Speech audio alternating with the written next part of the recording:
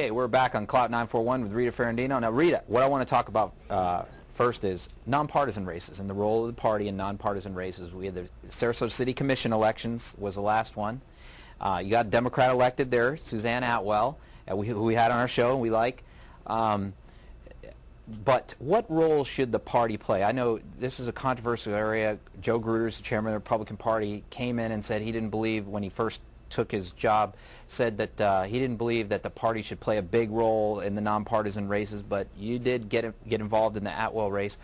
What do you think the role should be for the party in nonpartisan elections? Well, I'm really clear on what I think our role should be in nonpartisan races, and that is the mission of the Democratic Party is to get Democrats elected, and the role of the Democratic Party is to get out the vote. That's my job as the chairman, is to get out the vote.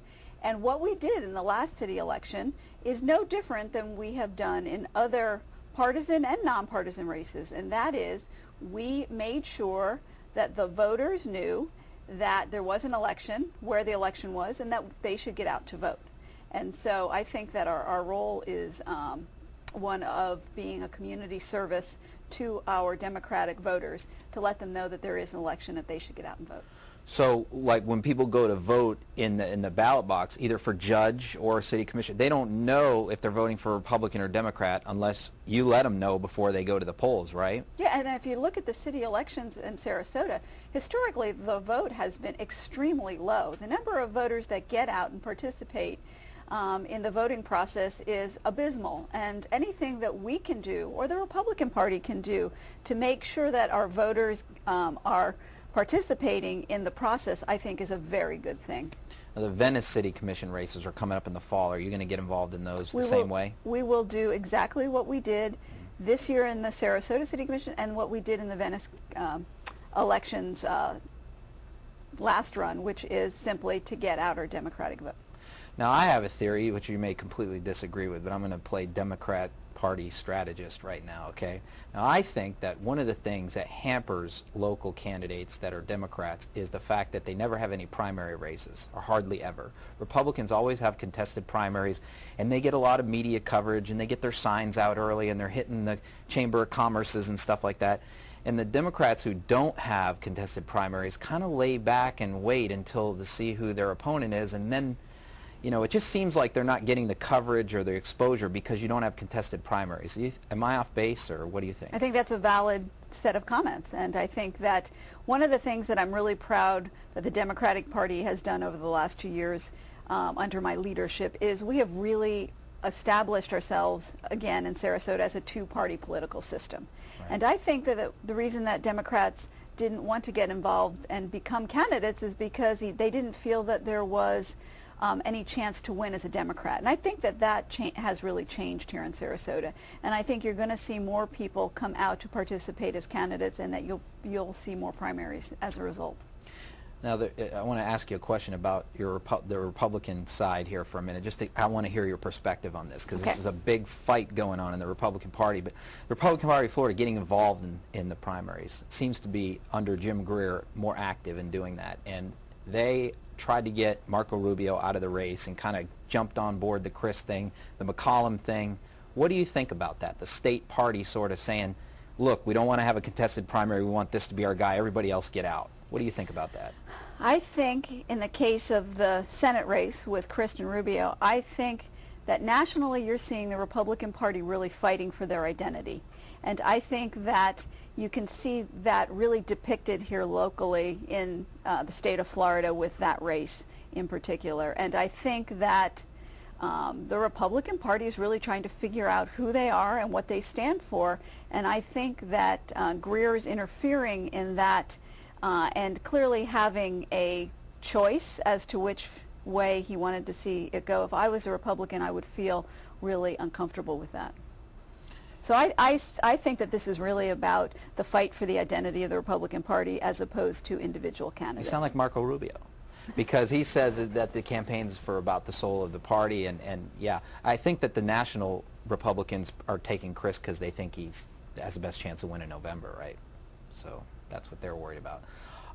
Okay, now who's going to run who's going to run against Charlie Crist or Marco Rubio? I haven't heard a single name out there of Democrats interested in running for the Senate. What are you hearing? Well, what we do know is State Senator Dan Gelber Okay. had announced that he From would... Fort Lauderdale area? Yes, from the other coast, has decided to not run. Oh, not run. And he is not running in that race. Well, he he's announced Charlie that, Crist's buddy. He announced that he was going to seek one of the other state cabinet positions. So I expect that he will probably run for Attorney General. Oh, okay. But he is not going to run. Kendrick Meek, who's the congressman on the other coast as well, has indicated that he is willing to run for state senate, but he has not given up. For U.S. Senate, you mean? For the U.S. Senate. What did I say? Okay. I'm sorry. Yeah. But he has not given up his congressional seat. So we will see how that goes. I really think that the Democrats are going to really put a lot of effort in the governor's race. They're going to focus on the sink, yeah, because she's got a good chance of winning. We'll talk about that. There were some ads recently run by the Democrats about Charlie Crist.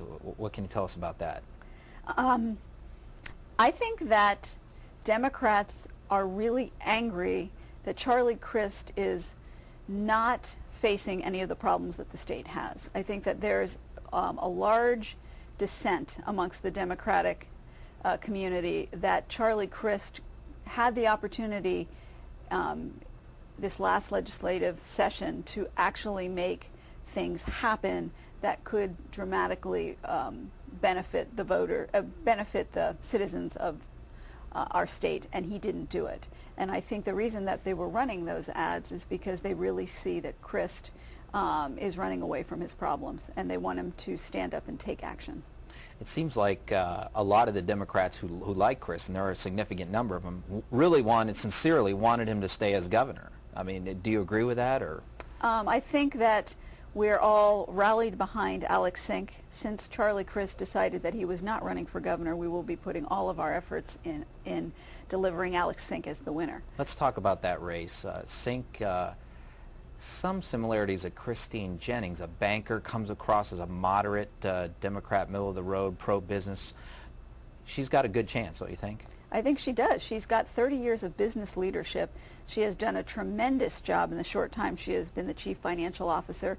She has a clear path of being able to show the cost-saving measures she's put into place that has saved the state money. And she has really proven herself as a state leader. I think the key to the Alex Sink race is that people don't often think that the Obama win was really happened for a couple of reasons. One very important reason was that the women within the state really unified and networked and really delivered a win for Obama. And I think that Alex Sink is going to appeal to that network of women. And I think that you're going to see that the women are going to play a very important role in this next governor's race. I think you're right. I think that race is going to be razor close. When we come back, we're going to talk a little bit more. We're going to try to narrow the focus a little bit to some local stuff with Rita Ferrandino.